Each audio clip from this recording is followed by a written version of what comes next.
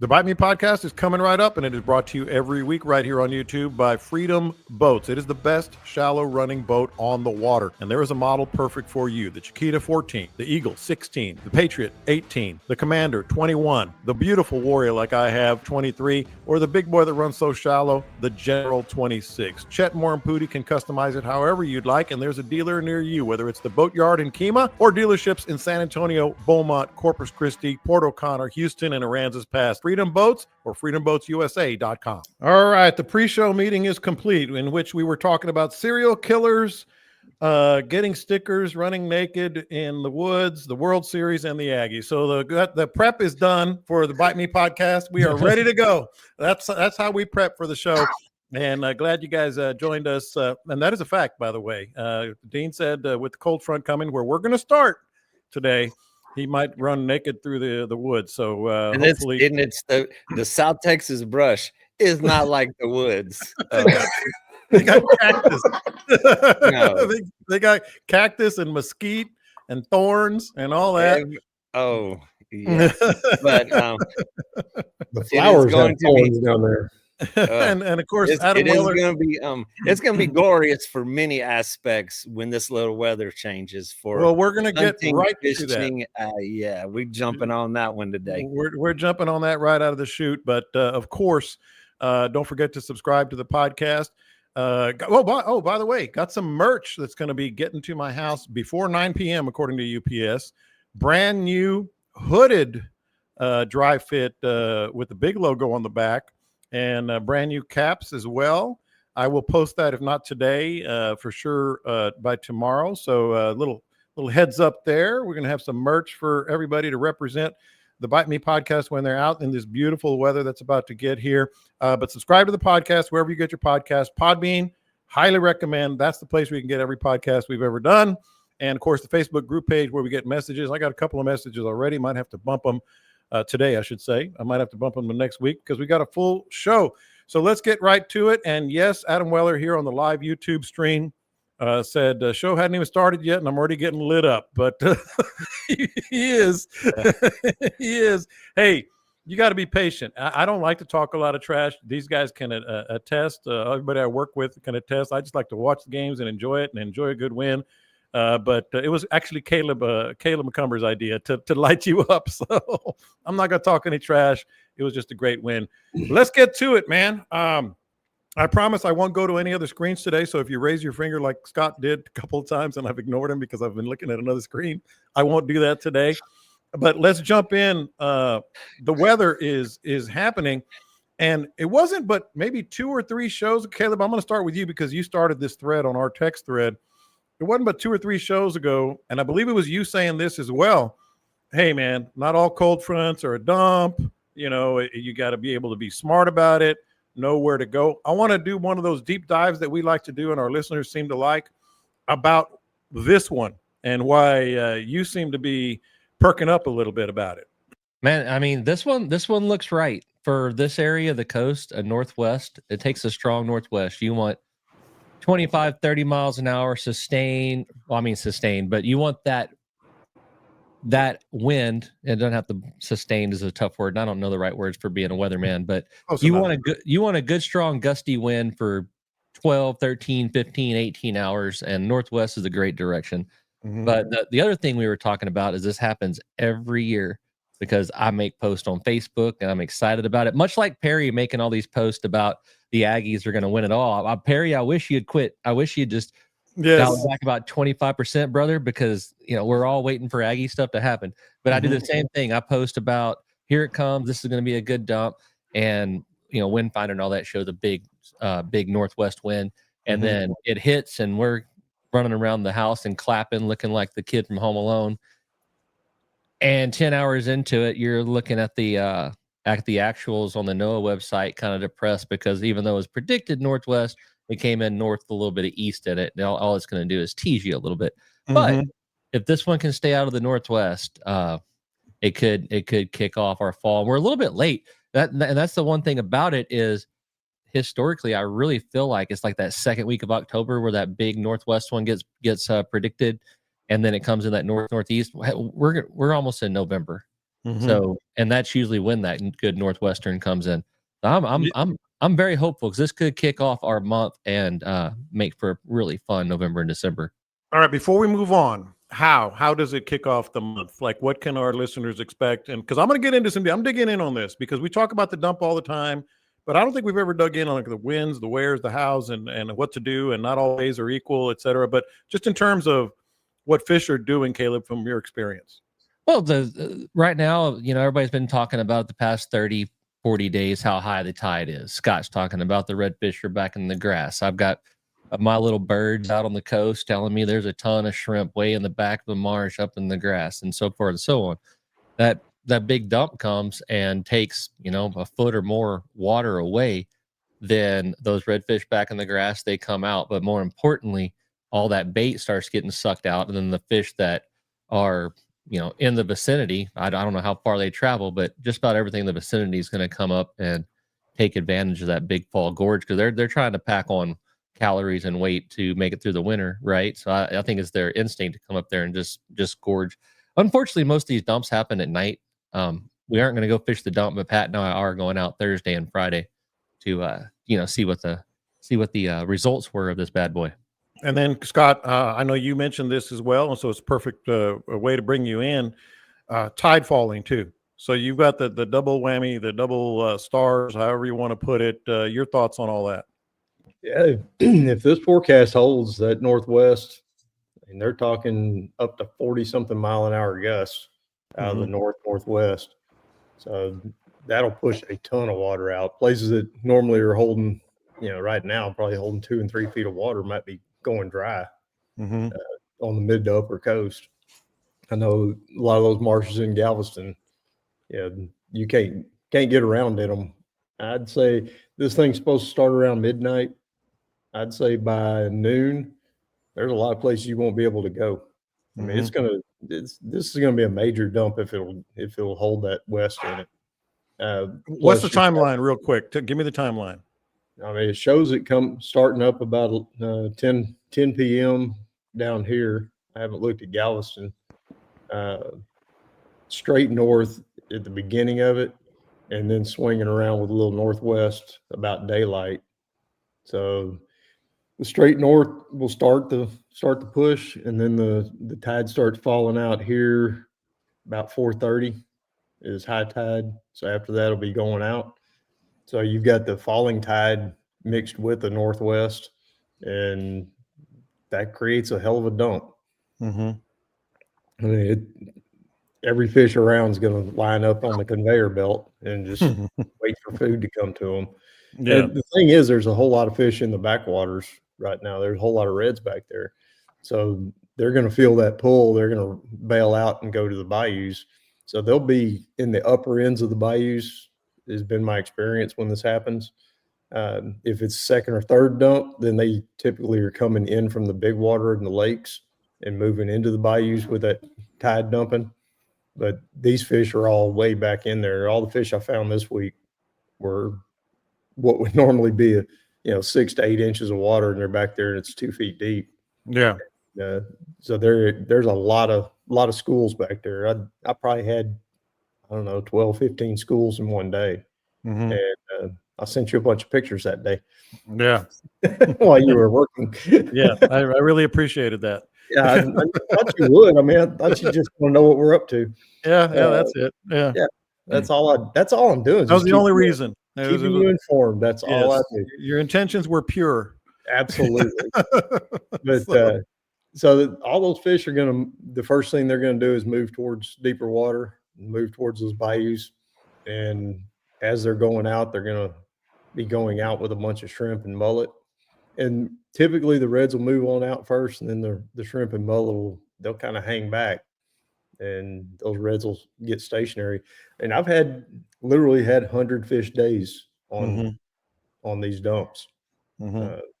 2 guys fly fishing one day with me caught well over 100. By myself, I've caught 60. You got to experience it. It's one of the coolest things that happens on our coast. Well, Dean, I want to get into more of what Scott and Caleb said, but from your, I know you've fished all over and you're very familiar with what they're talking about. But not all bays are created equal, and the dump for some isn't as, let's say, lucrative for others. We don't do that down Yeah. here. And the coast of Texas curves. It's not a straight line. That is why Galveston North experiences huge blowout of water. And every bay, of course, like you said, is not created equal. On Redfish Bay, because we have this causeway that goes right through the middle of it, when we get a north wind, it actually stacks up water. I mean, it blows water from Aransas Bay into Redfish Bay. And while everybody else is experiencing this massive dump, it kind of stacks it up here. If it blows west or any kind of northwest with some west involved, then it does blow it offshore. It will blow it out. It will assist the outgoing tide, but it won't actually blow the water out. So if it coincides with a dropping tide, it'll reinforce that and it will blow some water out. But Yeah, it's been so high for so long that anything would be nice.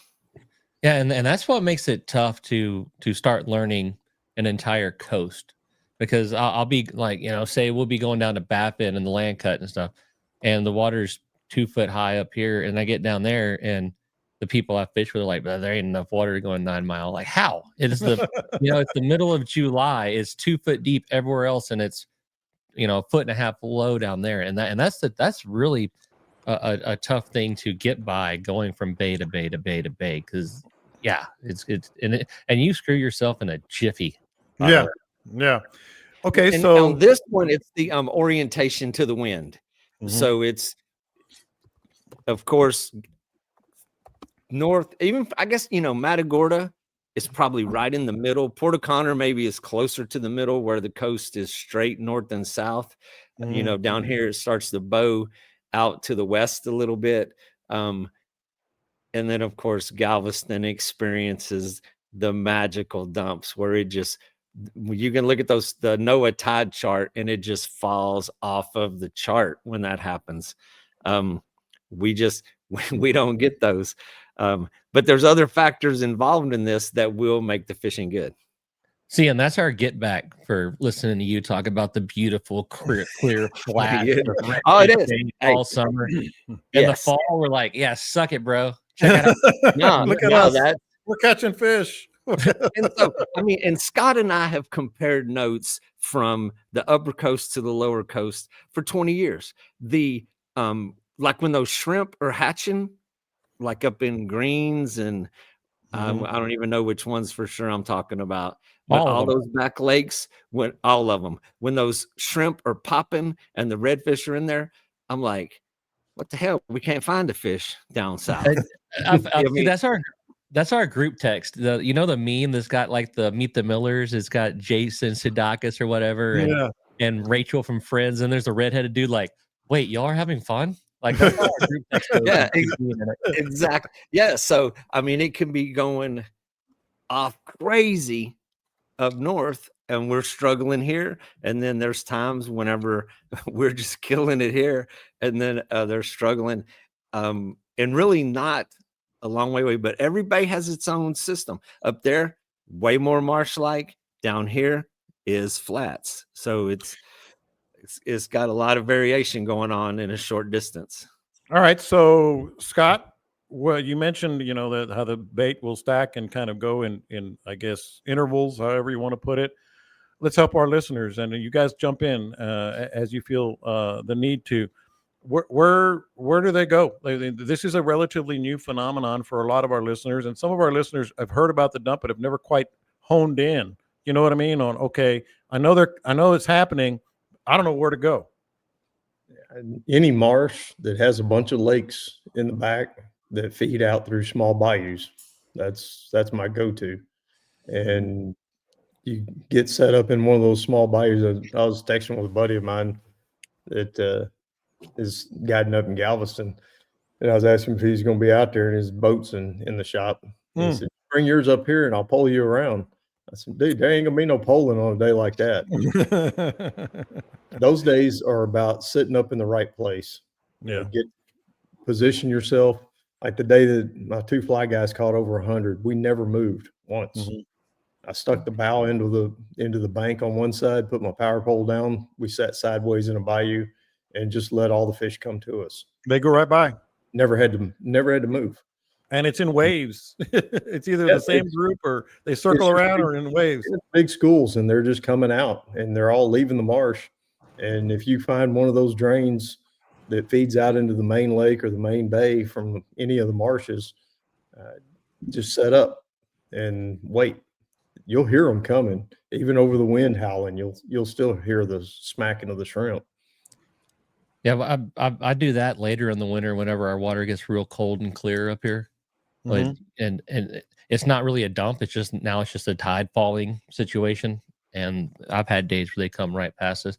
What Pat and I are going to do, not Thursday, like I said, we're not fishing during the dump, but we're going to be in coves and anything that drains out of the marsh awaiting on the bay side. It don't matter west, shoreline, south, north, doesn't really matter. We're probably going to be fishing in some pretty dirty water.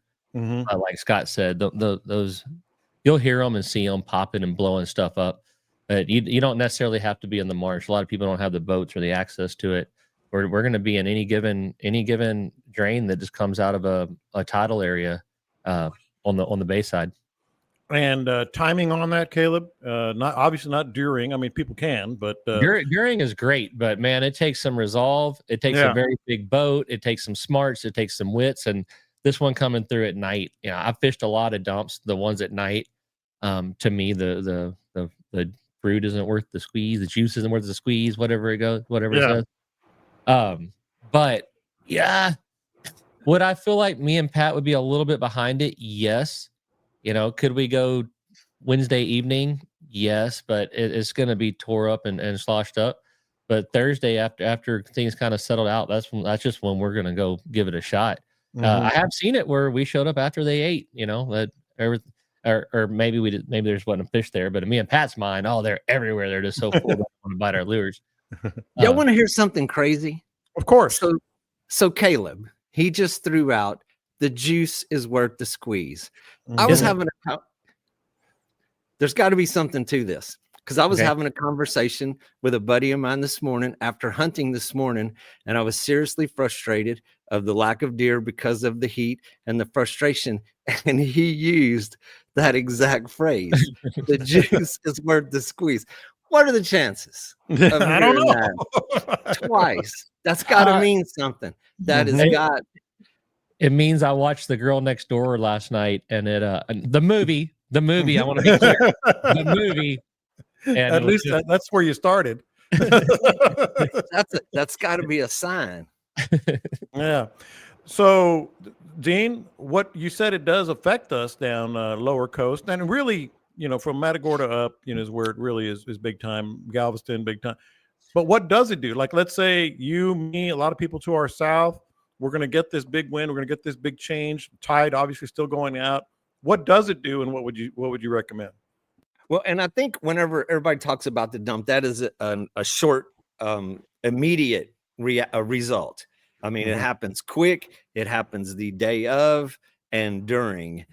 So for us, it's more of a long-term effect over the next 2 weeks, 3 weeks, a month, and then leading into the rest of December.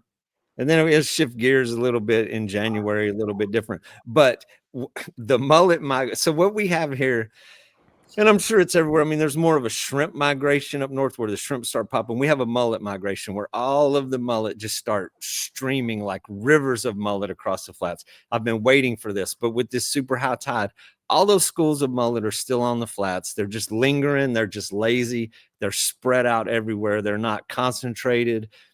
They're just there, lazy.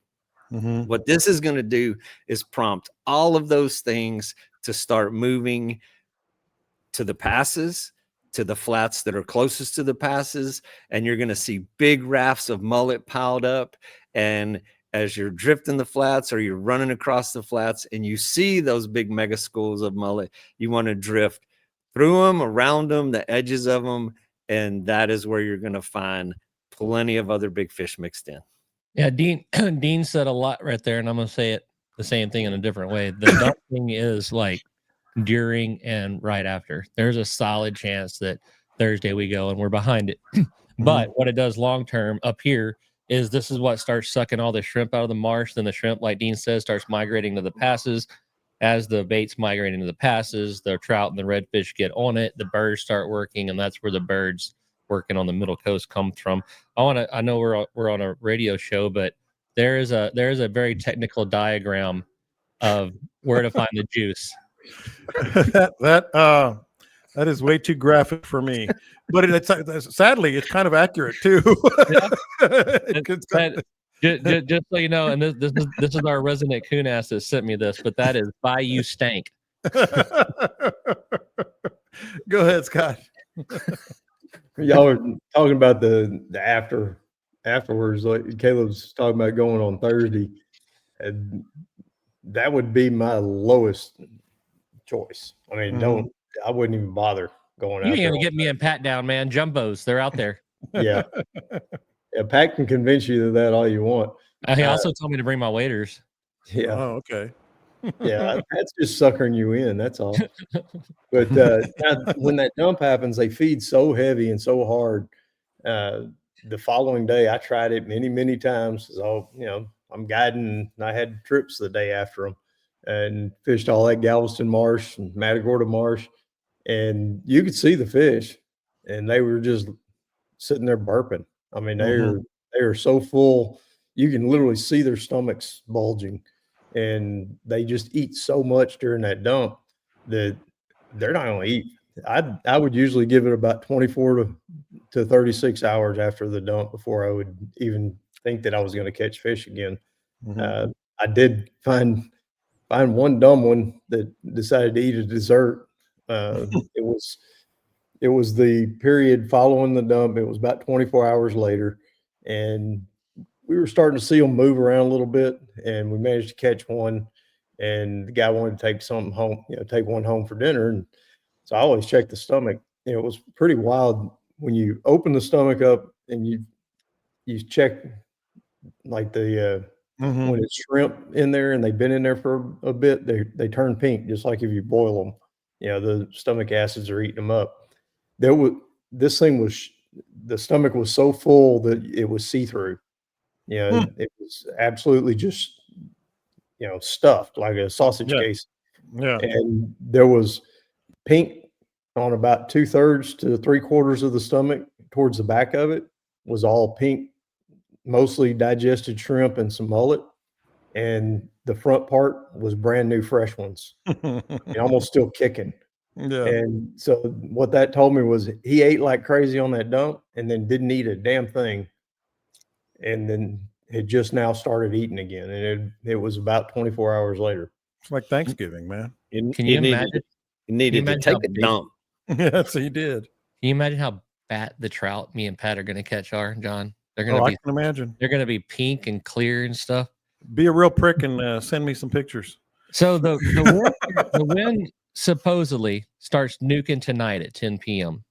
This is a game changer, people. Show your boat how much you love it. Take it to Gulf Coast Marine Shield. When I say a complete game changer, it doesn't even do justice how much better, more efficient, and gorgeous your boat will be. New boat, older boat, big boat, or small boat. Gulf Coast Marine Shield offers incredible surface protection, from marine protection film to window film, as in your electronics, and ceramic coatings. Your boat will never look better, and it all adds up to complete protection from salt, sand, while helping protect your paint and gel coat. 832-930-5655, Gulf Coast Marine Shield. And then it blasts all day tomorrow. And then it's forecast the wind stops blowing like 7, 8, 9 a.m. on Thursday. So let's define this 24 hours after. 24 hours after it hits, 24 hours after it's done.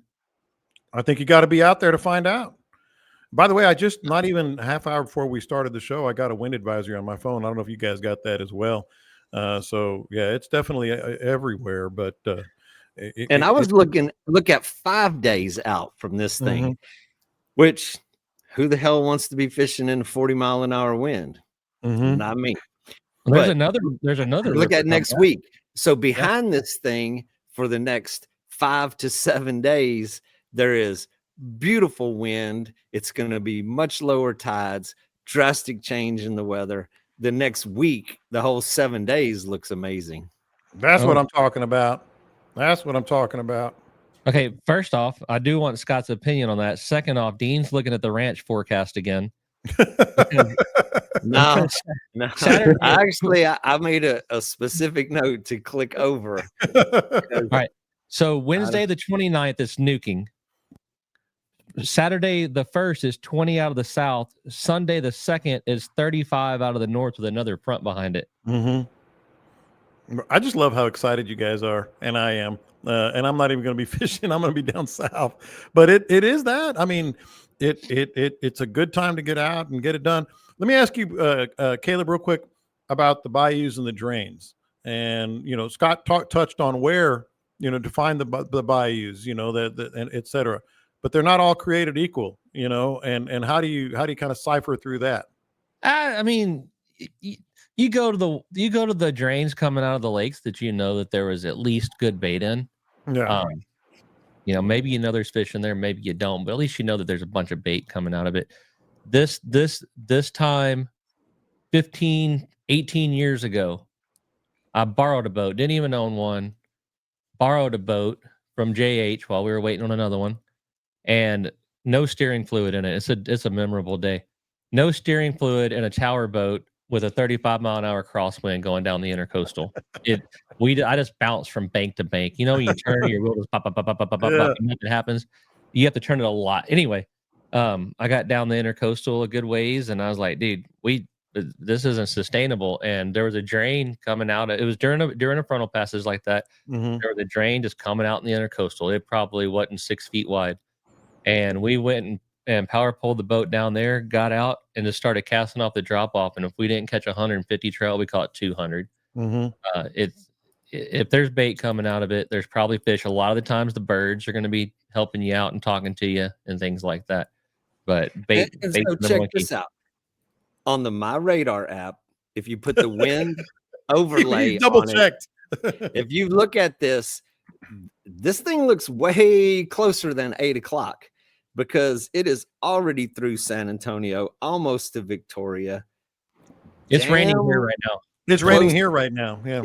It's on damn close to Houston, and it looks like a little ahead of schedule than 8 o'clock. Well, the Negro Junior High is playing for the World Championship tonight, or District Championship. It's pretty much the same to us. And so, of course, there's going to be it's going to show up early and wreck stuff. Mm-hmm. Well, go ahead. A little ahead of schedule. Something to keep in mind on where to go and which ones to look for. Think about which way the wind's blowing. Think about which way the bayous lead out of your marsh. That's kind of where I was going with Caleb too. Yeah. If you're on the north side of the bay, it's going to work. If you're over on the south side of East Matagorda or the south side of West Bay in Galveston, the wind's going to push water in there. It happens here all the time with Pringle. The tide will go exceptionally high when this front hits. It just shoves all that water across the bay on that south side. So that will eventually fall because all the water is going to fall out. So if you were not going to be able to get out until Wednesday morning, go to the south side. Mm-hmm. If you were going like late Wednesday morning, midday, that's when that tide's going to fall out on the south side. Even with that wind still cooking, it's going to hold that water in there for a while, but eventually there's going to be so much water blown out of the north on the north side of it that it will eventually drain it. It's not as drastic as the ones on the north side. If you can catch those, this front does look like it's going to hit a little sooner. They just refreshed and updated as I was looking at it. So I would hit it really, really early, right at daylight on the north side, and fish it until it kind of slows it down. And if you're still hungry for more, go to the south side then. Yeah, and be aware that it's probably going to be pretty dirty over there on that side. Now, if you can find where the water's coming out of a backwater where you've got a green streak in amongst all that dirty stuff. But one, Scott, you can cast so far up into those drains if you go to that side during the north wind. Well, you can. He could hit anything, but you can cast far. I think we were defeated by a combined total of like 3 inches. Hey, 3 inches matters. Ask any. Well, no, I won't say that. But all right, so, go ahead. But I've had a ton of luck fishing grass lines, primarily throwing corkies for trout, where that water is stacking up against that shoreline. Like my favorite place to fish during the passage is the west shoreline of coves with the northeast wind blowing into them. Or the east with the northwest, and it stacks water up. Scott's right, but I think there's something to it where the tide's pulling and the water's pushing, and it's just making turbulence in there. I don't know what it is, but I will stand and blind cast to a grass line for hours, and it does well for me. But it never gets really shallow there during it, as the water isn't leaving there, but it's doing something. I'm glad you're excited about that, because that's exactly what's in Pat's mind. You know that, right? Yeah, that's why he told you to bring your stupid pants. Yes, I really wish you'd tell me if it's 24 hours when it starts or 24 hours till it's in, because I'm making decisions of whether I'm going to be sick Thursday or not. In real time. In real time. All right, so Dean, let's get back down south a little bit, because you already talked about, maybe the effect in the short term isn't as much, but maybe a little longer term. But it is going to affect the water levels. So then what? Well, it's going to pull a whole bunch of that water off of those flats and stack fish on this one will start, those drop-offs will start to pay off again. That's what I was thinking, yeah. The edges of the flats, the outside. And, the windy side is going to be really difficult. It is going to be dirty. The wind's going to be pounding those shorelines. I prefer to put the wind at my back, park on those sandbars, and then cast out to the deeper water and come back. But also the drop in water temperature is going to be a huge part of this. Finally, if we could get water temperature in the 70s. You think we will? Oh, for sure. It'll finally drop in the 70s on this one. But when it hits 70, the low 70s is when the migration and those things really start to shift gears. I mean, we still had water temperature 84 degrees this week. Another interesting thing that I can add to this conversation about, hopefully that's going to help it change. Me and John ran around Saturday and Sunday, went to try to make something happen because it's been really tough. And all of the go-to spots, we went and hit St. Joe Shoreline, we hit Super Flats, we hit Mud Island. The tide has been 2 feet above normal, so we just went exploring fish. Still tough, fish spread out. I came back Monday after you left, and I just went back to Old Faithful, went back to Ransom and Dagger Flats, to where typical summer go-to kind of fishing. And after all that exploratory running around that we did, tank of gas, tore them up, where it was traditional summer, where you're just your regular go-tos. But that is going to shift gears. I mean, that is going to pull all those fish.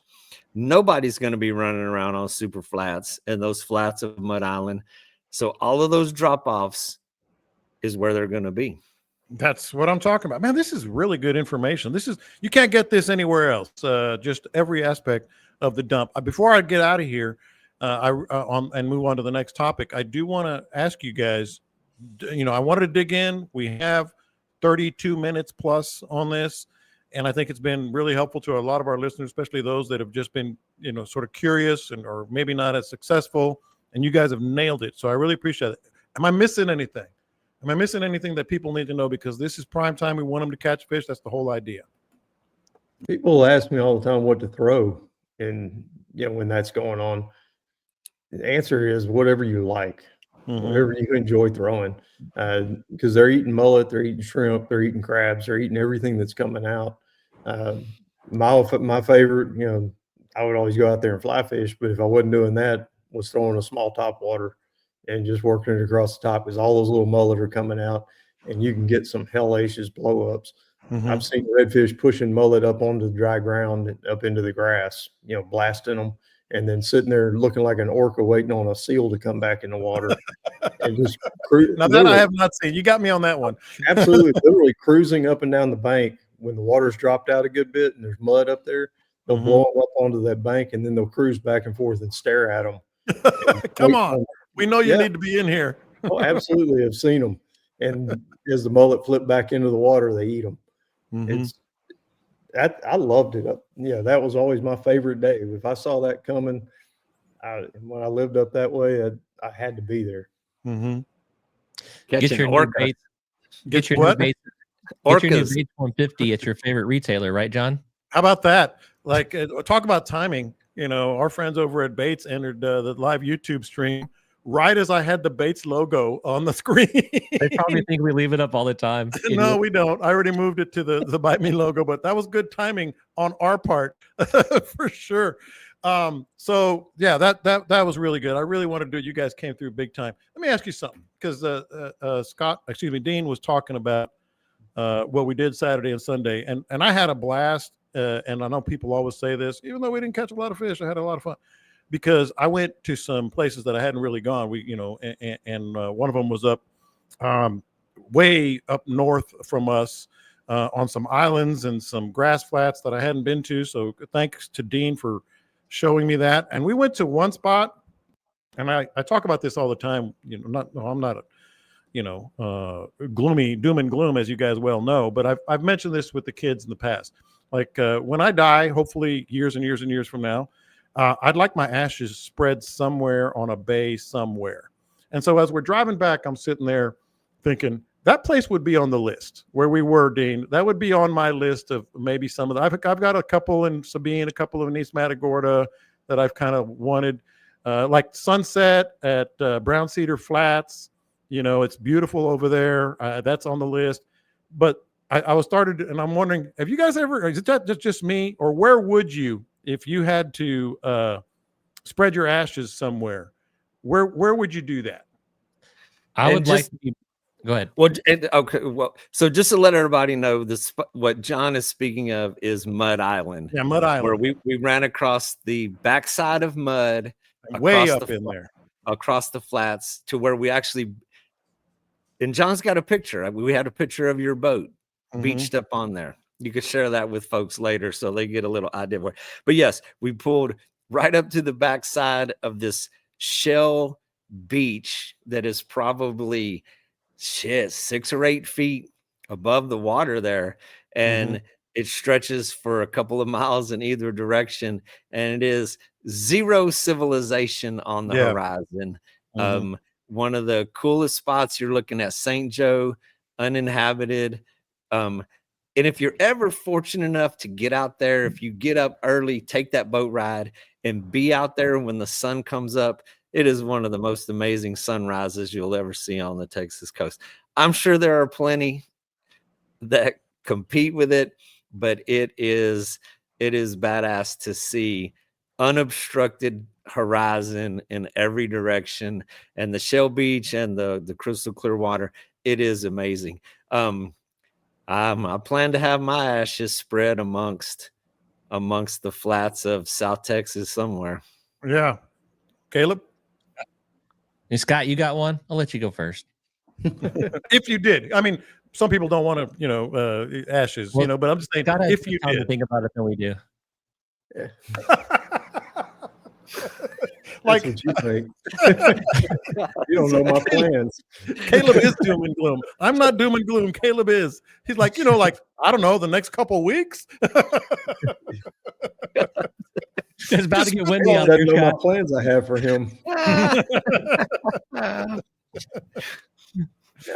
Right out here off the back porch, man. Oh, that makes sense. Yeah, that makes sense. I've put a lot of sweat equity into this little property out here and fixing it up, doing everything right. We're gonna dump your ashes in that pig trap and let them pigs spread you around. At least a few. They want to seek their revenge on you. I'd say there, and let's split them up. Put some there and put some in Pascavallo. That'd be good. Outgoing tides, Pascavallo. Mm-hmm. Caleb? You know, there's this little back lake. I'm not gonna name names, but there's a little back lake, and I just love it. The water's usually really nice in there. It's beautiful, a lot of redfish, and in the corner of that lake is a duck blind. And I want to be buried with my ass sticking out of the sand in that duck blind, so those duck hunters can kiss it every morning. And that's pretty much it. Yeah.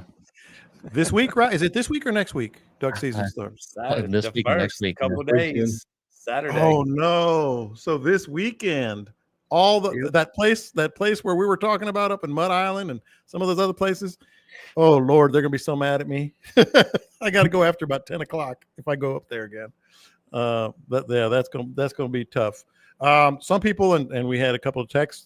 You can do this. I've And seen John, it. I hate to burst your bubble again this week. Yeah. But after Caleb mentioned the second front that was coming, I kind of scrolled ahead in the forecast.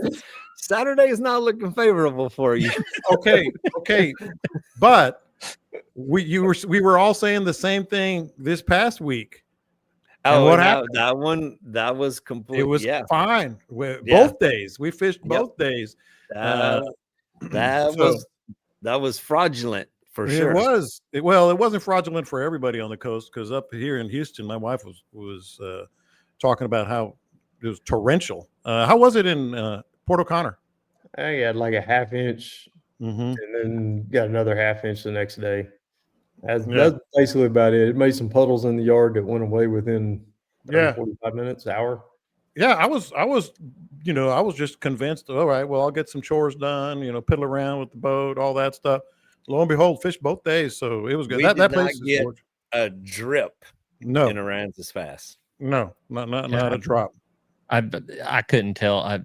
Like Scott said, it probably soaked it up pretty quick, but it was blowing dirt in my house by 10, 11 in the morning. Every once in a while in fishing, a reel comes along that changes the game. That reel is here, and if you're not using one, your friends are, and they're probably catching more fish. For sure, they're fishing with more confidence and comfort. Bates reels are the fishing industry's original CNC milled, one-piece aluminum, low-profile frame, built to last, it's built to fish. All Bates reels saltwater ready and good to go. You know I've got them on my boat. You should too. All reels, 3-year no BS warranty, and they mean that. And a 30-day money-back guarantee. If you're dissatisfied, you will not be. I say it all the time. It is true. No bull, just baits. Yeah. All right. So Caleb said something, and this one has been on the back burner for more than a month. So we got to get to it, because Caleb said something that I think is relevant about learning the whole. Why are you shaking your fist? I said something relevant, man. Yes. Oh, okay. Real quick, somebody said, did you win anything at the chili contest you were at, John? All right, so here's the story. Yeah, John. How did that chili contest go that you were at? Well, I don't know if we were at. My team was at. All right, so here's the story. I got the full details. I actually finished in second place, People's Choice Award. I found that out on Sunday. Here's the problem. My son got first place. And that was big. There were like 22 teams out of 22 teams. I was like, oh, well, that's awesome. And then my middle son, BG, got first place, which I was happy for him. But I was like, damn it. It's like you weren't there. So what happened is they switched yours. I'll just go with that. Ron Lopez. Yeah, hey, I'll go with that. So it was good, but not great. But I was very, very happy for him. But oh well. And even worse, first place. That was People's Choice. First place by the judges. The chili had beans in it. Yes. What? See? Settled. It's just it's not settled. They don't have beans in it. It's Mexican meat sauce. It's stew. If it has beans in it, it's stew. Now, if it has taters in it, it's stew. It's not chili. Have beans in it, it's award-winning chili.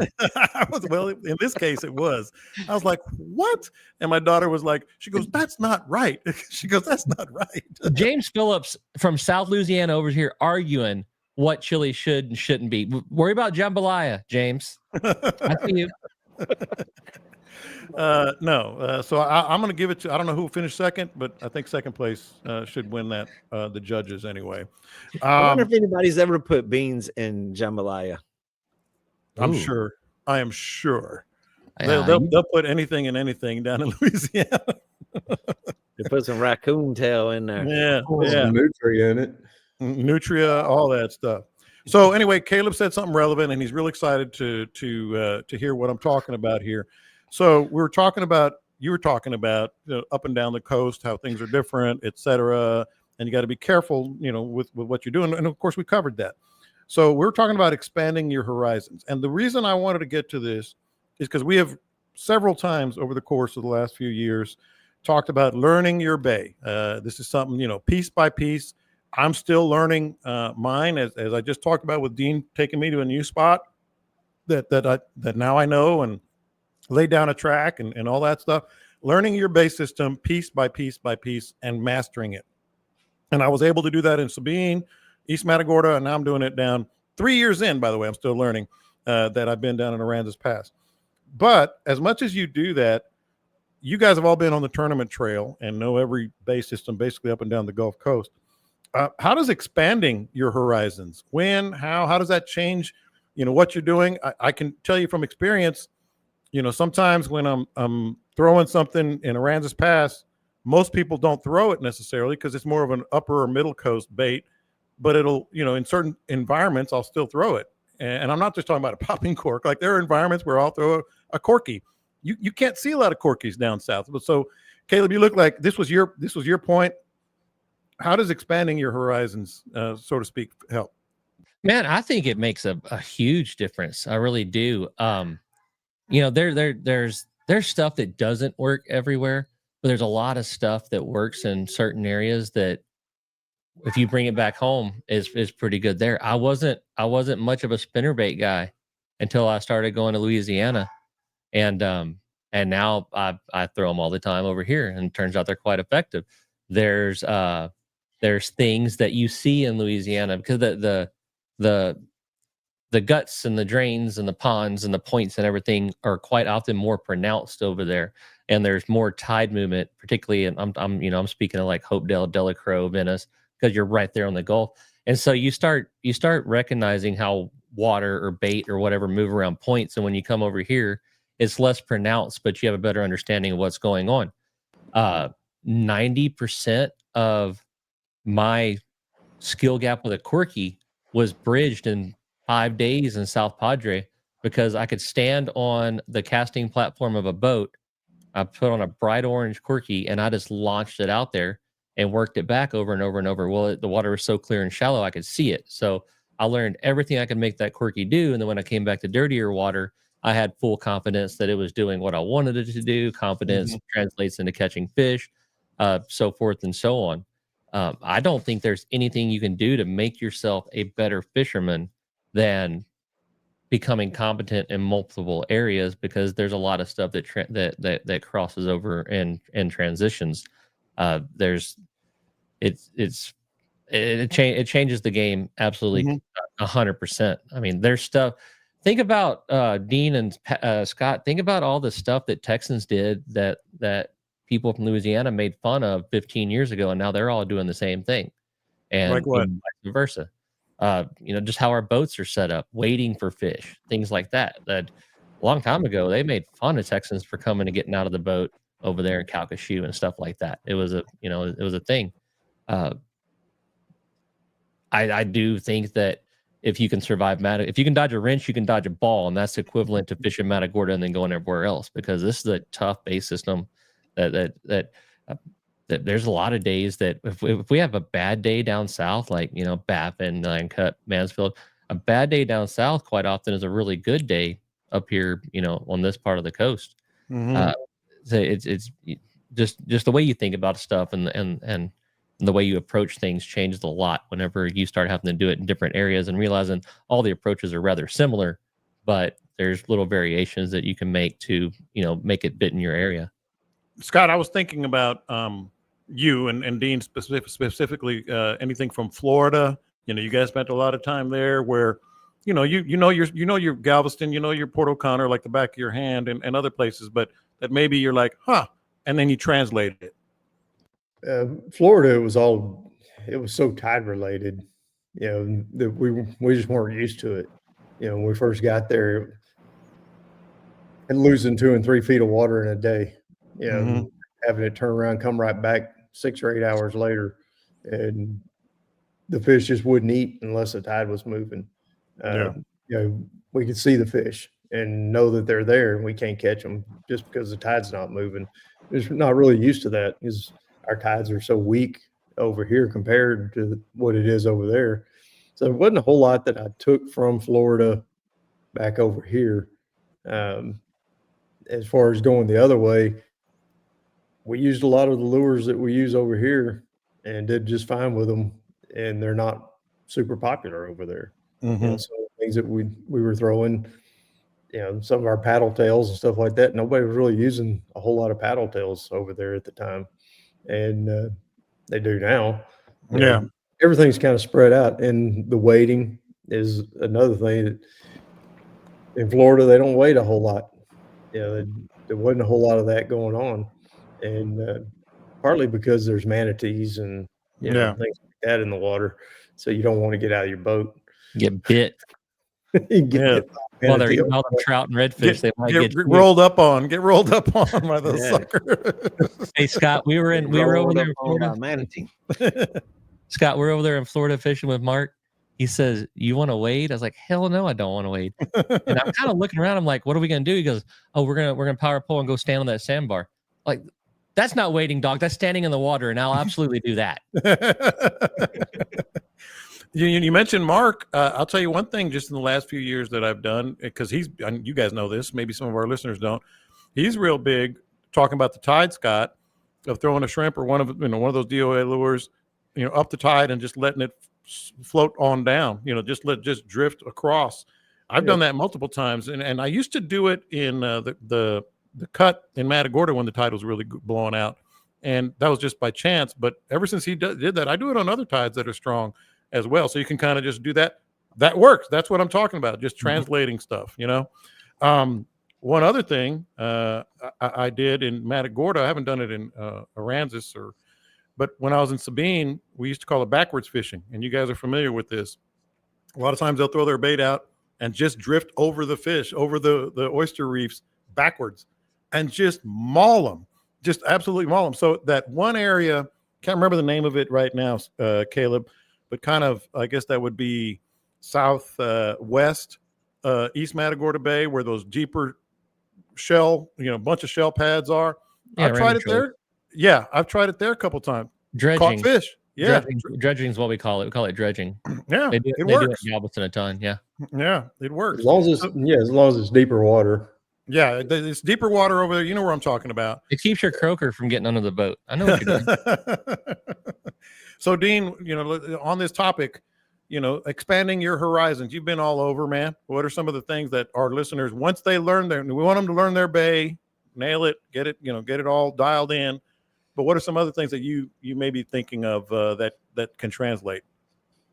Yeah, and I was listening to Scott there. I mean, it was interesting to compare what we saw in Florida on the tides and fishing around points and places where the current was really funneled, really kind of channeled, concentrated, really strong currents in areas.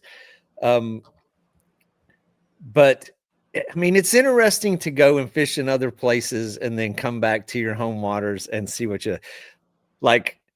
One thing that does not work in the crystal clear shallows is big, noisy baits, big topwaters, things that make a lot of noise. I mean, here we learn to scale things down and be a little quieter. And then if you go to dirty water, I mean, especially up around Galveston, Sabine, I mean, big spinner baits, big noisy things really do work. So, I mean, it's always interesting to compare how those things work in other areas. And of course, in Florida, when we were there, I think, was that thing called a wood chopper? Is that what that big ass topwater was? Had like these spinner on the tail, these little cuts on the side. I mean, it was designed to make maximum noise and maximum splash. And those things were crazy effective in that ripping current. I mean, they got massive, nasty blow-ups on those things. But anytime you can go and explore something else that's different and really try different techniques and tactics, I think when I come home, it helps me focus on what I'm doing a little bit more specifically instead of just going out there. It kind of makes me think about it more. It just puts a little more into the thought process. You get kind of stuck in the groove of what's easy, what you know. But when you do travel around to different areas, it broadens your thought process, or it does for me anyway. No, that's exactly where I was going. I mean, you go into one of these places, Caleb, and you're like, well, they're catching fish like this or with this. And you're like, huh, it doesn't always translate like Dean was talking about, but sometimes it does. And it's crazy coming from me, but it can help with like overthinking the situations too. And that, if I never left East Matagorda Bay, it would be like, I got to get to, Canes Cove. That's where we got to be to catch fish. Well, you go to a bunch of places, if you don't know the name of anything, you don't know the local hot spots, all that, and you just got to go fishing. And when you get back home, you're a little bit more willing to do it too. We should also, with these ideas we're getting everyone, get some sort of sponsorship from Towboat US. Hey, they're gonna be busy this weekend, man. I'm going. Yeah, they are. So Scott, you talk about that. Also styles. When you and I were kiddos, and Dean, I didn't see very many spinning reels. I didn't see very many spinning reels, and now we got them, here and there on our boats. No, spinning, that's the only thing there is over in Florida, it seems like. And when I was repping, it was interesting to watch. Galveston, Matagorda, it was 100% nearly bait casters. That was our main selling. I was repping for Shimano. Then I got to Corpus, and it turned into more 50-50. And get further south and down South Texas, it turned into almost probably 75% spinning. And kind of did the same thing going east over into Louisiana. It kind of switched over to a lot more spinning. You get to Florida, they look at you cross-eyed when you pull out a bait caster over there. Them dudes in Florida, hey, they get angry. They knew exactly where we were from when they saw a boatload of bait casters. Yeah. Yes. But Dean, you throw your plastics on a spinning reel. Man, I'm 50-50. I'm comfortable with either one. And it has a lot to do with the action of the rod, though, too. I mean, it's not the reel. Once you throw it out there, hey, the reel's done its job. At that point, it's the big difference, and I've explained this to people, with a bait caster, the weight of the reel is in the palm of your hand, like the axis of the rotation is in the palm of your hand. With a spinning rod, the weight of the reel is off the axis of the rod. So you're tossing a little more weight around. It's just there's some physics to it that are a little bit different, but the rod is what is putting the action into the lure. So, I mean, with a soft plastic, I prefer a much stiffer rod with a spinning reel.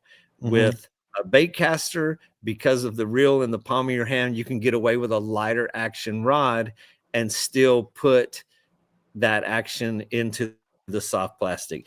And then soft plastics can be really technique oriented. There's some days they want that thing bumping the bottom, slow, drop it down to the bottom, pick it up, let it go back down. Some days they want it up in the middle of the column, and some days they'll hit it on the top. So there's a lot of variety in figuring out the motion, the speed of the retrieve, and the rod tip. Yeah, if you rod tip down, spinning reel would make more sense. And that's a good teaser, so to speak, for one of the topics that we're going to have next week. But one more semi-related to expanding your horizon. And I'll tell you what, one thing before I have about that, the soft plastics on whenever I fish, we'll line up 3 or 4 people side by side all throwing soft plastics on those drop-offs. And it is crazy how many times one person out of that group is getting the hit.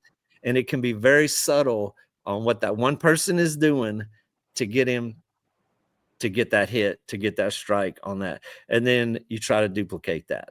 Yeah. Yeah. Like I said, if I'm working it, like you talked about down low, rod tip down, to me, it's just easier with the spinning reel. If I'm popping, like we like to do a lot, it's more casting. All right. So semi-related to expanding your horizons. I just wanted to ask you guys this because I don't have the answer. I've never really done this, but a listener just wanted to ask you guys, fishing the Mexico side, down in the lower Laguna Madre, and they wondered if you guys have ever done that and how difficult it would be to do. The one thing I do know after a cursory research, very difficult. It's very, very difficult. Lots of red tape, different slot limits, different bag limits. The federales don't take too kindly. You got to have all the paperwork down. They will stop you. So I'm thinking that's a no, but I'm asking the question they asked you guys. Do not try to cartels. Say what? Not try to do it in a long V hole with trip motors. That's a bad day waiting to happen. Actually, I retract. If you do it, you need to do it in a long V hole trip motors. It's a long ways down there to that next bay, and you want to get there as fast as possible. No, God, no. What are you trip doing? Down, probably okay. The trip home, maybe serpentine pattern. Look for helicopters. You can't outrun those drones anymore, man. No. Of all the people that I thought might have had this experience, I thought it might be Scott or Dean. Any experience going down there? It's a regular stop for me, and it should be for you too. Anglers Anonymous in Katy. It's a candy store for fishermen that's going to make your head spin and help make you a better fisherman. You got to see the expanded store too, and you got to chat it up with Mike and Chris Butler, all the guys at Anglers Anonymous. They'll answer your questions honestly, and they'll get you what you need. Reels, rods, lures, they have it all, and apparel that's off the chart. And of course, the calling card service. Real repair, they turn it around for you quickly, and you will be happy. That's Anglers Anonymous in Katy or anglersanonymous.tx.com. No, I never did make the trip. Ray 5S used to do it. He had that beach mobile thing, and he would leave from the Texas side and go across the Rio Grande and just run it down the beach. I don't know how they got away with it. I don't know what the deal was, but they would dog it, and Pike used to do it all the time. And I always wanted to. They called it Fifth Pass and all these different passes down there, and it looked like a hell of a good time, but I wouldn't do it now. Yeah, hell no. Back in the day, I could see that being somewhat of an adventure. Now, that'd be an adventure I do not want to go on, man. I want to take John Lopez down there south of the border and see how that goes. Hey, it wouldn't help much. I guarantee you that. No. They just be able to understand what they're going to do to you. Yes, exactly. And John speaking Spanish, I'm from East Houston, SA. Speaking Spanish to federal agents does not sweeten the deal. It does not sweeten the deal at all. John's just gonna make it harder to get back across. Y'all heard yes. All right. So what would Scott do? What would Caleb do? What would Dean do? We kind of covered it with the dump, but any specifics for you guys in terms of the weekend? Now, I need to look at the forecast. I know it's not promising from what you guys have said, but what about our weekday challenge? Maybe what? Scott, maybe what? Friday. I would look at Friday. Friday, light winds, still a little out of the north. Water's going to be down low, not going to be coming back in yet. And, it's got northeast, so it'll come back a little bit, but not a whole lot. And the water should be low and clear. It's going to cool the water off. It's going to clear it up a little bit. And the fish should be starting to prowl around, ready to eat again by Friday. Saturday, it's going to be that south wind. That southeast is going to push hard, 15 to 20. And that water's going to come right back. And then Sunday, it's northwest again at 30. So Yikes. We could have another dump. It's something we didn't talk about on the dump. These earlier season dumps, not everything completely leaves. That's right. The shrimp doesn't all just disappear. Some of it goes out into a main lake where it's a little deeper. It gets in the bayou. As soon as that south wind comes back and pushes water back up, they go right back in there. So you can usually, with these October, early November ones, you can count on 2 or 3 more if you get the right wind. Usually it's one around Thanksgiving to 1st of December. We'll get one of those big pushes and it's cold overnight, blows all the water out, and it's down in the 30s or 40s. It chills that mud, and when the water comes back, it's cold and nothing really comes back in. But these early ones, that water's still plenty warm enough. They're going to move right back up in there as soon as the water gets high enough. Hey, at 7 a.m., Dean, on Saturday, partly cloudy, 5 to 8 mile an hour winds. 1 p.m., 35 to 40 and 100% chance of rain. So if you're going to get out there early. Keep your head on a swivel, for sure. Today, I think we're finally losing your internet at the worst time. Try that once more. Yeah, so we go to Caleb. Dean's locked up. So we go to Caleb. Dean's done. Yeah. So fish fast, fish early on Saturday. Yeah, and a jiffy. I told y'all what my plan was. Scott said it sucked, but I'm gonna do it anyway. Mm-hmm.